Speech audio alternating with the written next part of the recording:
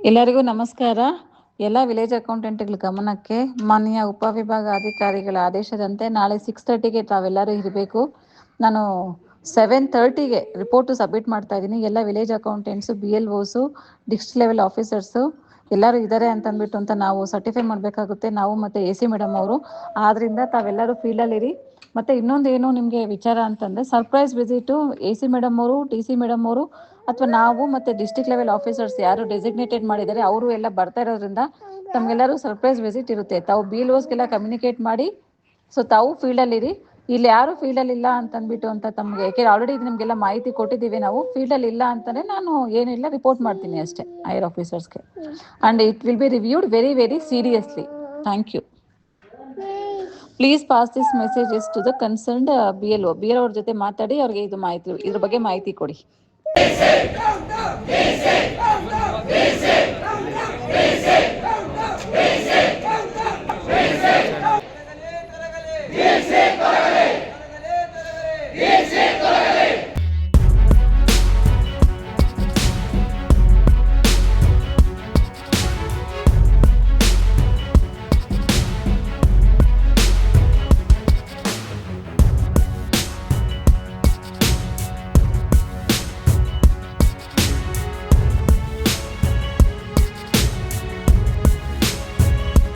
ಎಲ್ಲ ನೀವು ಮಾಡಿರ್ತಕ್ಕಂಥ ದುರಾಡಳಿತ, ನಿಮ್ಮ ದರ್ಪದ ಫಲ ಇದೆಲ್ಲ.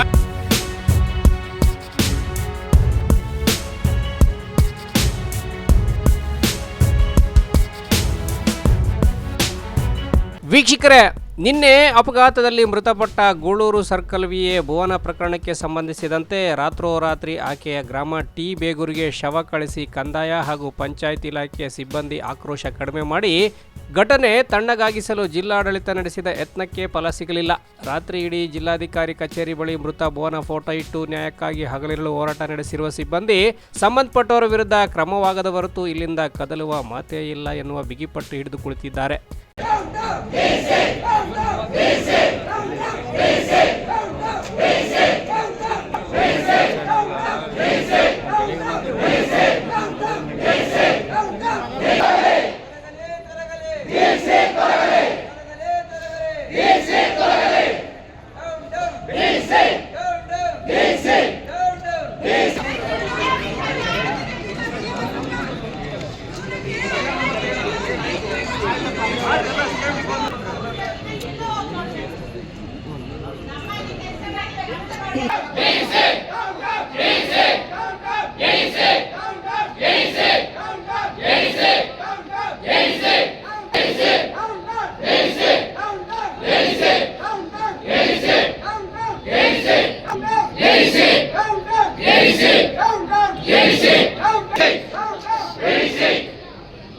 ಇಂದು ಬೆಳಗ್ಗೆ ಜಿಲ್ಲಾಧಿಕಾರಿ ಕಚೇರಿ ಆವರಣದಲ್ಲೇ ತಿಂಡಿ ವ್ಯವಸ್ಥೆ ಕಲ್ಪಿಸಲಾಗಿತ್ತು. ತಿಂಡಿ ತಿಂದ ಸಿಬ್ಬಂದಿ ಪುನಃ ಪ್ರತಿಭಟನೆಗೆ ಇಳಿದ್ರು. ನಿನ್ನೆ ಕೆಲಸಕ್ಕೆ ಹೋಗುವಾಗ Tiptur deputy tahsildar Lokesh video call ಮಾಡಿದ್ದನ್ನು ರಿಸೀವ್ ಮಾಡಲು ಹೋಗಿ ಮತ್ತೋರ್ವ ಸಿಬ್ಬಂದಿ ಯಶಸ್ವಿನಿ ಗಾಯಗೊಂಡಿದ್ರು. ಅವರು ಕೂಡ ಸ್ಥಳಕ್ಕೆ ಬಂದು ಪ್ರತಿಭಟನೆಯ ಕಾವು ಹೆಚ್ಚಿಸಿಬಿಟ್ರು.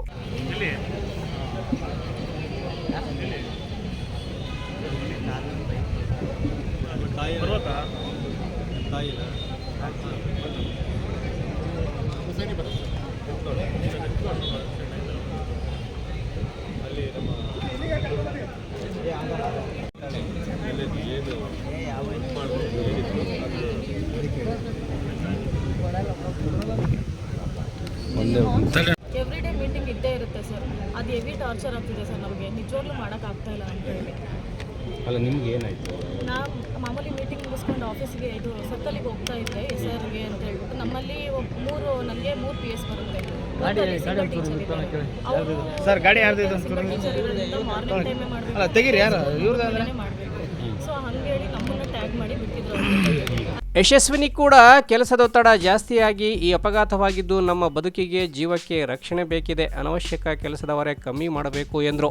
ಇನ್ನು ಘಟನೆ ಸಂಬಂಧ ರಾಜ್ಯ ಗ್ರಾಮ ಆಡಳಿತಾಧಿಕಾರಿಗಳ ರಾಜ್ಯಾಧ್ಯಕ್ಷ ಹಾಗೂ ಕಾರ್ಯದರ್ಶಿ ಶಿವಾನಂದ್ ಮಾತನಾಡಿದ್ದು ಹೀಗೆ. ನಿನ್ನೆ ಅವರ ಇನ್ಸಿಡೆಂಟ್ ಆದಮೇಲೆ ಏನು ಇಡೀ ದಿನ ಪ್ರತಿಭಟನೆ ಮಾಡಿದ್ದೀವಿ. ಮತ್ತೆ ಸಂಜೆ ಇಲ್ಲೇನು ಹೈಡ್ರಾಮಾ ನಡೀತು, ನಮ್ಮ ಸಹೋದ್ಯೋಗಿ ಮುಖ ಕೂಡ ನೋಡಲಿಕ್ಕೆ ಬಿಡದೆ ಆಕೆ ಪಾರ್ಥಿವ ಶರೀರವನ್ನು ಬೆಂಗಳೂರಿಗೆ ಕಳಿಸುವಂಥ ಪ್ರಯತ್ನ ಏನೋ ಈ ಜಿಲ್ಲಾಡಳಿತ ಮಾಡ್ತು. ಅದರ ಪ್ರತಿಫಲವಾಗಿ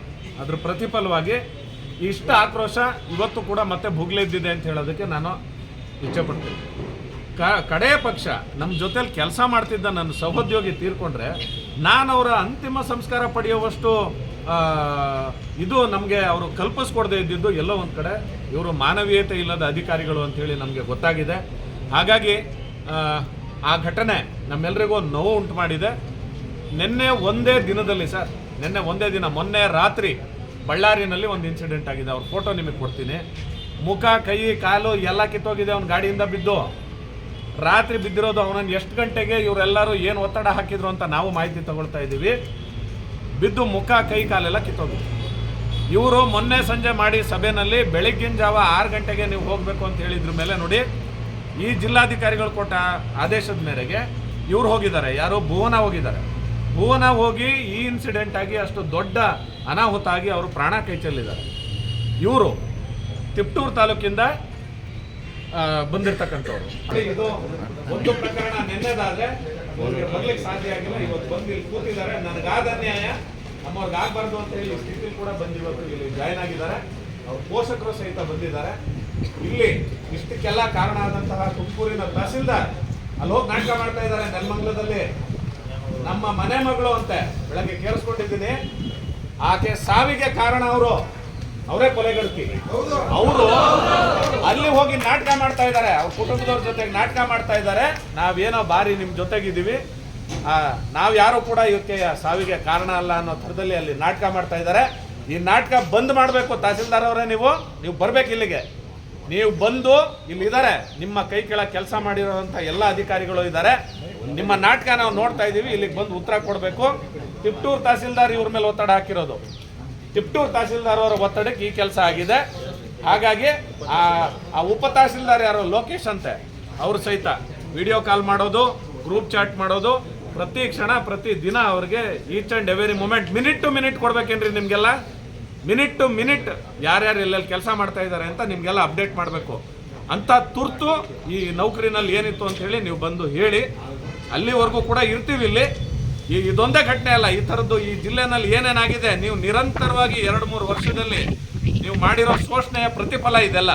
ನಿನ್ನೆ ಹೋಗಿರೋ ಪ್ರಾಣ, ಇಲ್ಲಿ ಬಂದು ಕೂತಿರೋ ಈ ನನ್ನ ಸಹೋದ್ಯೋಗಿ, ಇವ್ರ ಪರಿಸ್ಥಿತಿಗಳೆಲ್ಲ ನೀವು ಮಾಡಿರ್ತಕ್ಕಂಥ ದುರಾಡಳಿತ, ನಿಮ್ಮ ದರ್ಪದ ಫಲ ಇದೆಲ್ಲ. ನೀವು ಬರಬೇಕು.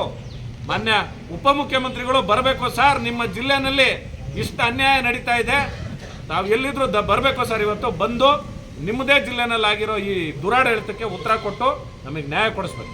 ತಮ್ಮ ಸಮಸ್ಯೆ ಬಗ್ಗೆ ಶಿವಾನಂದ್ ಹೇಳಿಕೊಂಡ್ರೆ, ರಾಜ್ಯಾಧ್ಯಕ್ಷ ಯೋಗೇಶ್ ನಾಯ್ಕ ಸಮಸ್ಯೆ ಜೊತೆ ತನ್ನ ಪ್ರತಿಷ್ಠೆ ತೋರಿದ್ದು ಹೀಗೆ. ಗೂಗಲ್ ಸಭೆನ ಮಾಡ್ತಾರೆ ಎಲ್ಲರಿಗೂ ಕೂಡ. ಆ ಸಭೆಯಲ್ಲಿ ಡೈರೆಕ್ಷನ್ಸ್ ಕೊಡ್ತಾರೆ. ಎಲ್ಲರೂ ನಾಳೆ ದಿನ ಬೆಳಗಿನ ಜಾವ 7 ಗಂಟೆಗೆ ಫೀಲ್ಡಲ್ಲಿ ಇರಬೇಕು, ಕೆಲಸ ಮಾಡಬೇಕು ಅಂತ ಹೇಳಿ. ಆ ನಿರ್ದೇಶನದಂತೆ ಇದು ತುಮಕೂರು ತಹಶೀಲ್ದಾರ್ ಅವರು ಒಂದು ವಾಯ್ಸ್ ಚಾಟ್ ಹಾಕ್ತಾರೆ. ವಾಯ್ಸ್ ರೆಕಾರ್ಡ್ ಏನೋ ಹಾಕಿದ್ದಾರೆ. ಅದರಲ್ಲಿ ಹೇಳಿದ್ದಾರೆ, ಸರ್ 6:15 ಎಲ್ಲರೂ ಕೂಡ ಅಸೆಂಬಲ್ ಇರಬೇಕು, 7 ಗಂಟೆಗೇನೋ ಅಷ್ಟು ಅಟೆಂಡೆನ್ಸ್ ಕೊಡ್ತೀನಿ, ಯಾರು ಅಬ್ಸೆಂಟ್ ಇದ್ದಾರೆ ಅವ್ರ ಮೇಲೆ ಕ್ರಮ ಕೈಗೊಳ್ಳೋಕ್ಕೆ ನಾನು ಶಿಫಾರಸು ಮಾಡ್ತೀನಿ ಅಂತ ಹೇಳಿ. ಇದಕ್ಕೆ ನೇರ ಕಾರಣ ಸರ್, ಎಲ್ಲ ಅಧಿಕಾರಿ ವರ್ಗದವರು, ತಹಶೀಲ್ದಾರ್ ಆಗಿರ್ಬೋದು, AC ಆಗಿರ್ಬೋದು, ADC ಆಗಿರ್ಬೋದು, ಜಿಲ್ಲಾಧಿಕಾರಿಗಳಾಗಿರ್ಬೋದು, ಇವರೆಲ್ಲರೂ ಕೂಡ ಈ ಒಂದು ಸಾವಿಗೆ ಕಾರಣಕರ್ತರಾಗಿದ್ದಾರೆ. ಇವರೆಲ್ಲರ ಮೇಲೂ ಕೂಡ ಕ್ರಮ ಕೈಗೊಳ್ಳಬೇಕು. ಹಾಗೆ ನಿನ್ನೆ ದಿನ ಏನು ತಿಪ್ಟೂರು ನಮ್ಮ ಗ್ರಾಮಾಡಳಿತಾಧಿಕಾರಿ ಯಶಸ್ವಿನಿ ಅವ್ರಿಗೂ ಕೂಡ ಅಪಘಾತ ಆಗಿದೆ. ಅದೃಷ್ಟವಶಾತ್ ಅವರಿಗೆ ಕಾಲು ಮತ್ತು ಕೈಗೆ ಇಂಜುರಿ ಆಗಿದೆ. ಅದಕ್ಕೆ ಕಾರಣಕರ್ತರಾಗಿರೋರಿಗೂ ಕೂಡ ಈ ವಿಚಾರದಲ್ಲಿ ನಾನು ಅಲ್ಲಿನ ಉಪ ತಹಶೀಲ್ದಾರ್ ಲೋಕೇಶ್ ಕುಮಾರ್ ಅಂತೇಳಿ ಉಪ ತಹಶೀಲ್ದಾರ್ ಅವರಿಗೆ ಕರೆ ಮಾಡಿ ಮಾತಾಡಿದ್ರೆ ದರ್ಪದಿಂದ ಮಾತಾಡ್ತಾರೆ, ದುರಹಂಕಾರದಿಂದ ಮಾತಾಡ್ತಾರೆ. ಒಬ್ಬ ರಾಜ್ಯಾಧ್ಯಕ್ಷನಿಗೆ ಅಷ್ಟೊಂದು ದುರಹಂಕಾರದಿಂದ ಮಾತಾಡುವಂಥ ಒಬ್ಬ ಉಪ ತಹಶೀಲ್ದಾರು ಗೌರವಯುತವಾಗಿ ನಾವು ಮಾತಾಡಿದ್ರೆ ಇಷ್ಟೊಂದು ಹೆರಾಸ್ಮೆಂಟ್ ಮಾಡ್ತಾ ಇದ್ದೀರಾ. ಹೆಣ್ಮಕ್ಳೆಲ್ಲ ನಿಮಗೆ ವಿಡಿಯೋ ಕಾಲಲ್ಲಿ ಲೊಕೇಶನ್ ಮಾಡಬೇಕಾ, ಲೊಕೇಶನ್ ನಿಮಗೆ ಫೇಸ್ ತೋರಿಸ್ಬೇಕಾ, ಎಲ್ಲಿದ್ದೀವಿ ಅಂತೇಳಿ ತೋರಿಸ್ಬೇಕಾ ನಿಮಗೆ ಅಂತ ಹೇಳಿ ನಾವು ಪ್ರಶ್ನೆ ಮಾಡಿದ್ರೆ ದೌರ್ಜನ್ಯದಿಂದ ಮಾತಾಡ್ತಾರೆ. ಲೋಕೇಶ್ ಮೇಲೂ ಕೂಡ ಕ್ರಮ ಕೈಗೊಳ್ಳಬೇಕು. ಆ ಹೆಣ್ಮಗಳು ವಿಡಿಯೋ ಕಾಲ್ ರಿಸೀವ್ ಮಾಡೋಕ್ಕಂತ ಹೋದ ಮೂಮೆಂಟಲ್ಲಿ ಬಿದ್ದು ಅದೃಷ್ಟವಶಾತ್ ಯಾವುದೇ ಸಮಸ್ಯೆ ಆಗಿಲ್ಲ. ಕಾಲು ಮತ್ತು ಕೈ ದೊಡ್ಡ ಮಟ್ಟಕ್ಕೆ ಇಂಜುರಿ ಆಗಿದೆ. ಅವ್ರ ಮೇಲೂ ಕೂಡ ಕ್ರಮ ಕೈಗೊಳ್ಳಬೇಕು. ಯಾಕಂತ ಅಂದರೆ ಒಬ್ಬ ರಾಜ್ಯಾಧ್ಯಕ್ಷನಿಗೆ ಅಗೌರವಯುತವಾಗಿ ನಡ್ಕೊಂಡು ನನ್ನ ಸಮೂಹಕ್ಕೆ ಹಿಂಗೆ ಅನ್ಯಾಯ ಸಮಸ್ಯೆ ಮಾಡ್ತಾ ಇದ್ದೀರಾ, ಹೆರಾಸ್ಮೆಂಟ್ ಮಾಡ್ತಾ ಇದ್ದೀರಾ ಅಂತೇಳಿ ನಾನು ಪ್ರಶ್ನೆ ಮಾಡಿದ್ರೆ ನನಗೆ ದರ್ಪದಿಂದ ಮಾತಾಡ್ತಾರೆ ಅಂತ ಅಂಥ ವ್ಯಕ್ತಿ ಮೇಲೂ ಕೂಡ ಕ್ರಮ ಕೈಗೊಳ್ಳಬೇಕು. ಈ ಸಾವಿಗೆ ನ್ಯಾಯ ಸಿಗಲೇಬೇಕು. ಮಾನ್ಯ ಕಂದಾಯ ಸಚಿವರು, ಇದೇ ಜಿಲ್ಲೆಯವರು, ಉಪಮುಖ್ಯಮಂತ್ರಿಗಳು ಕೂಡ ಕಂದಾಯ ಇಲಾಖೆಯಲ್ಲಿ ತುಮಕೂರು ಜಿಲ್ಲೆಯಲ್ಲೇ ಈ ಥರದೊಂದು ಅಹಿತಕರ ಘಟನೆ ನಡೆದಿದೆ. ತಾವು ಈ ಸ್ಥಳಕ್ಕೆ ಆಗಮಿಸಬೇಕು. ನಮ್ಮೆಲ್ಲರ ಮನವಿ ಇದೆ, ತಪ್ಪಿತಸ್ಥರ ವಿರುದ್ಧ ಕ್ರಮ ಕೈಗೊಳ್ಳಲೇಬೇಕು ಅಂತೇಳಿ ನಾವು ಆಗ್ರಹಿಸ್ತೀವಿ ಸರ್. SIR ಪ್ರಕ್ರಿಯೆ ಅಂತಕ್ಕಂಥ ಚುನಾವಣಾ ತುಮಕೂರು ಜಿಲ್ಲೆ ಅಷ್ಟೇ ಅಲ್ಲ, ಎಲ್ಲ ಜಿಲ್ಲೆಗಳಲ್ಲೂ ಕೂಡ BLO ಕೆಲಸಗಳನ್ನು ಕೂಡ ಗ್ರಾಮ ಆಡಳಿತಾಧಿಕಾರಿಗಳೇ ನಿಭಾಯಿಸ್ತಾ ಇದ್ದಾರೆ. ಕಾರಣ ಏನಂದರೆ BLO ಸೂಪರ್ವೈಸರ್ ಇರೋದ್ರಿಂದ ಸರ್ಕಾರದಲ್ಲಿ ಏನು ಚುನಾವಣಾ ಆಯೋಗ, ಮುಖ್ಯ ಚುನಾವಣಾ ಆಯೋಗದಲ್ಲಾಗಲಿ, ರಾಜ್ಯ ಚುನಾವಣಾ ಆಯೋಗದಲ್ಲಾಗಲಿ ಬೆಳಗ್ಗೆ 6 ಗಂಟೆಯಿಂದ 10 ಗಂಟೆವರೆಗೂ ಕೆಲಸ ಮಾಡಿ ಅಂತ ಹೇಳಿಲ್ಲ ಸರ್. ರಜೆ ದಿನವೂ ಕೂಡ ಯಾವುದೇ ರೀತಿ ಕೆಲಸ ಕೇಳಿಲ್ಲ. ಆದರೆ ಪ್ರೋಗ್ರೆಸ್ ಮಾಡಿ ಅಂತೇಳಿ ಈಗ ಇನ್ನೇನು SIR ಪ್ರಕ್ರಿಯೆ ಪ್ರಾರಂಭ ಆಗಿ 2-3 ದಿನ ಆಗಿದೆ ಸರ್. 30 ದಿನ ಕಾಲಾವಕಾಶ ಇದೆ. ಇವ್ರು ನಾನೇ ಮೊದಲನೇ ರ್ಯಾಂಕ್ ಇರಬೇಕು, ಇಡೀ ರಾಜ್ಯದಲ್ಲಿ ನಾನೇ ಫಸ್ಟ್ ಬರಬೇಕು. ಚುನಾವಣಾ ಆಯೋಗದಿಂದ ಸರ್ಟಿಫಿಕೇಟ್ ಸಿಗುತ್ತೆ ಇವರಿಗೆ. ಆ ಸರ್ಟಿಫಿಕೇಟ್ನ ಯಾವ್ಯಾವ ಬಸ್ ಸ್ಟ್ಯಾಂಡ್ಗಳಲ್ಲಿ, ಯಾವ್ಯಾವ ದೊಡ್ಡ ದೊಡ್ಡ ಸರ್ಕಲ್ಗಳಲ್ಲಿ ಹಾಕ್ತಾರೆ, ಅವ್ರು ಪ್ರಶಂಸೆ ತಗೊಳ್ತಾರೋ ಗೊತ್ತಿಲ್ಲ. ಆ ಸರ್ಟಿಫಿಕೇಟ್ ತಗೊಳ್ಳೋಕ್ಕೋಸ್ಕರ ಒಂದು ಜೀವ ತಗೊಂಡಿದ್ದಾರೆ, ಇನ್ನು ಎಷ್ಟು ಜೀವ ತಗೊಳ್ತಾರೋ ಗೊತ್ತಿಲ್ಲ. ಹಾಗಾಗಿ ಈ ಸಾವಿಗೆ ನ್ಯಾಯ ಸಿಗಲೇಬೇಕು. ಅಲ್ಲಿವರೆಗೂ ನಾವೆಲ್ಲರೂ ಕೂಡ ಹೋರಾಟ ಮಾಡ್ತೀವಿ. ಡಿಮ್ಯಾಂಡ್ ಏನಿದಾವೆ ಸರ್? ತಪ್ಪಿತಸ್ಥರ ವಿರುದ್ಧ ಕ್ರಮ ಕೈಗೊಳ್ಳಬೇಕು ಸರ್. ಅವ್ರ ಅಮಾನತ್ ಆಗಬೇಕು, ಈ ಜಿಲ್ಲೆಯಿಂದ ವರ್ಗಾವಣೆ ಆಗಬೇಕು. ಆಯ್ತು ರೀ ಯೋಗೀಶ್, ನೀವು ರಾಜ್ಯಾಧ್ಯಕ್ಷರೇ ಇರ್ರಿ, ಬೇರೆ ಏನಾದರೂ ಇರ್ರಿ, ನೀವು ಮಾತನಾಡಿರುವ ಮಾತಿನ ದಾಟಿ ಹೇಗಿರುತ್ತೋ ಪ್ರತಿಕ್ರಿಯೆ ಕೂಡ ಹಾಗೆ ಇರೋದು ಸಾಮಾನ್ಯ ಸಂಗತಿ. ಆ್ಯಕ್ಟಿಗೆ ರಿಯಾಕ್ಟ್ ಇರುತ್ತೆ. ಸಮಸ್ಯೆ ಹೇಳೋದು ಬಿಟ್ಟು ನಿಮ್ಮ ಹುದ್ದೆ ಅದೇನೋ ಸಾಂವಿಧಾನಿಕ ಹುದ್ದೆ ಅನ್ನೋ ಥರ ನಾನು ರಾಜ್ಯಾಧ್ಯಕ್ಷ, ನನಗೆ ಆ ಥರ ಮಾತಾಡಿದ್ರು ಅನ್ನೋ ಮಾತಿನ ದಾಟಿ ಇದೆಯಲ್ಲ, ಅದು ಒಳ್ಳೆಯ ನಡೆ ಅಲ್ವೇ ಅಲ್ಲ. ಹೌದು, ಒಂದು ಜೀವ ಹೋಗಿದೆ ನಿಜ, ಬಾಳಿ ಬದುಕಬೇಕಾದ ಹೆಣ್ಣುಮಗಳ ಬದುಕು ಹೀಗಾಯಿತು ನಿಜ.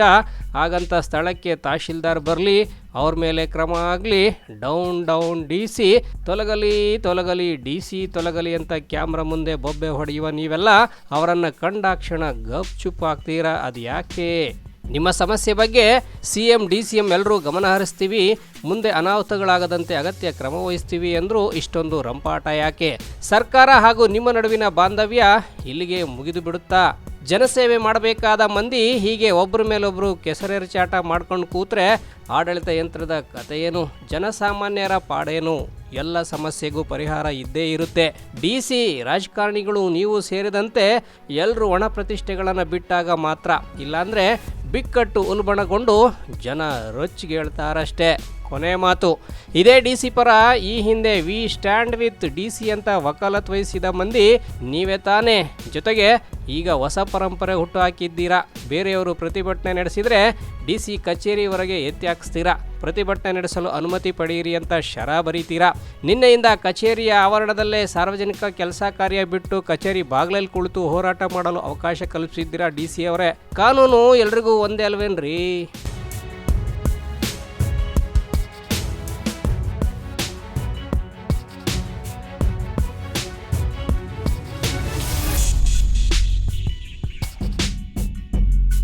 Bureau report, Belagere news.